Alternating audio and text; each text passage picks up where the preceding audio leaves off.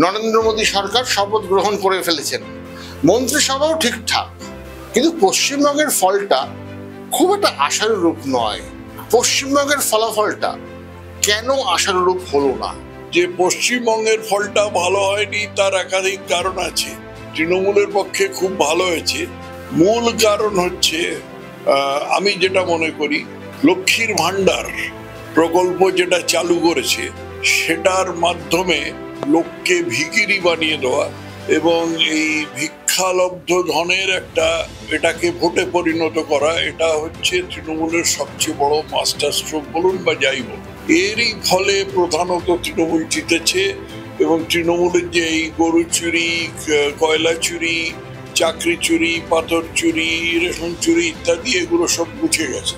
এর মধ্যে বিজেপিরও দোষ আছে, কারণ বিজেপি এই জিনিসগুলো, যে চুরিগুলো বললাম, এই চুরিগুলো যথাযথভাবে মানুষের সামনে আনতে পারেনি এবং এর ফলে মানুষের যে কি ক্ষতি হয়েছে, সাধারণ মানুষের কি ক্ষতি হয়েছে সেটা বিজেপি বোঝাতে পারেনি।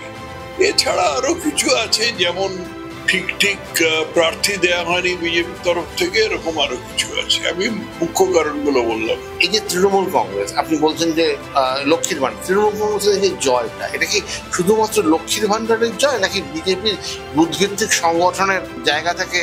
বিজেপির সংগঠনের অভাব আছে সম্বন্ধে কোনো সন্দেহ নেই। বুথভিত্তিক সংগঠন তো নেই, অনেক জায়গায় তার ওপরের যে স্তরটা আছে সেখানে পর্যন্ত সংগঠন নেই। এগুলো সবই ঠিক আছে, কিন্তু এগুলো সত্ত্বেও বিজেপির এর চেয়ে ভালো ফল করা উচিত ছিল।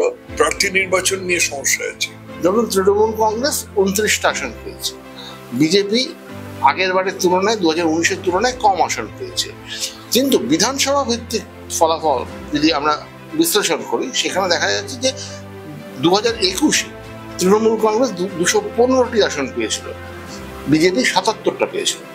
কিন্তু এবার দেখা যাচ্ছে বিধানসভা ভিত্তিক বিশ্লেষণে মানে বিজেপি তার আসন সংখ্যা বাড়িয়েছে। এই নিয়ে আপনি কি? এটা ঠিক, আসন সংখ্যা বাড়িয়েছে। তৃণমূলের যে 2019-এর পরে তৃণমূলের তো কোনো সেভাবে দেখাবার মতন কিছু ছিল না, বরঞ্চ প্রচুর চুরি ডাকাতি ছিল, সেগুলো লোকের চোখের সামনে এসেছে। সেটাকে মমতা ব্যানার্জি এই ভিক্ষা দিয়ে কোনোভাবে ম্যানেজ করবার চেষ্টা করেছেন এবং সফলও হয়েছে।